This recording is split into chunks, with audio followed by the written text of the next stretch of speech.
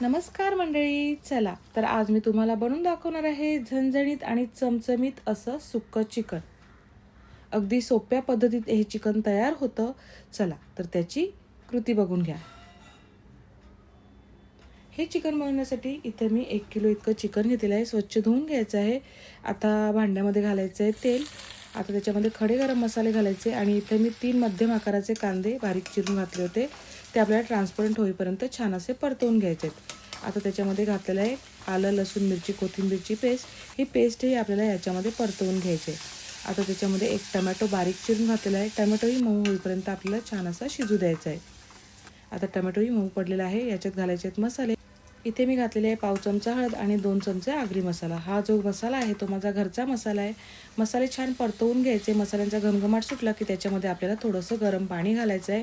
पुन्हा छान मिक्स करून घ्यायचं आहे. तुम्ही बघू शकता छान असा मसाला तयार झालेला आहे. ग्रेव्ही तयार झालेली आहे. ग्रेव्हीला छान असा तवंग आलेला आहे. तर आता याच्यामध्ये घालायचं आहे स्वच्छ धुतलेलं चिकन.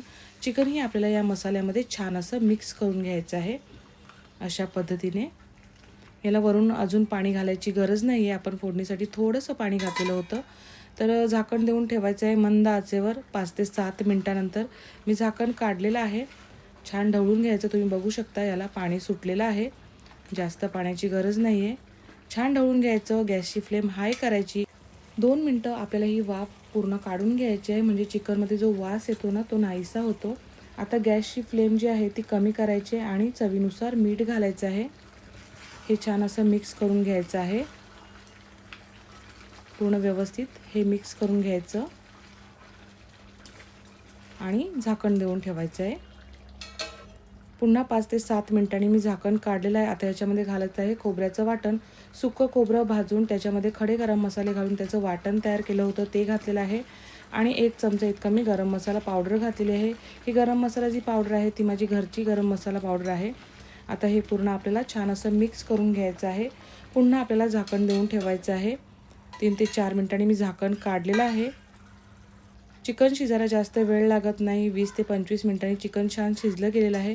आता याच्यावर घालायची आहे बारीक चिरलेली कोथिंबीर. आपलं मस्त असं चमचमीत आणि झणझणीत सुकं चिकन तयार झालेलं आहे. हे चिकन बनवण्यासाठी मी हे माझे घरचे मसाले वापरलेले आहेत. तुम्ही बघू शकता आगरी मसाला आहे, हळद आहे, गरम मसाला पावडर आणि काश्मीरी लाल आहे. तर हे सर्व मसाले मी इथं चिकन बनवण्यासाठी वापरलेले आहेत.